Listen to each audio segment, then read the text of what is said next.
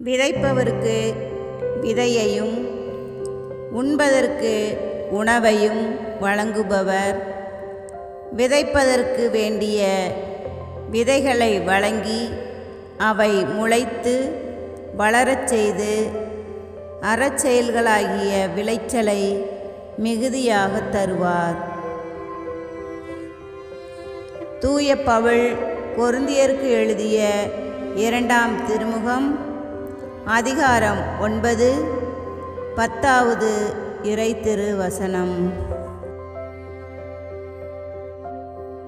விதைப்பவருக்கு விதையையும் உண்பதற்கு உணவையும் வழங்குபவர், விதைப்பதற்கு வேண்டிய விதைகளை வழங்கி அவை முளைத்து வளரச் செய்து அறச்செயல்களாகிய விளைச்சலை மிகுதியாக தருவார்.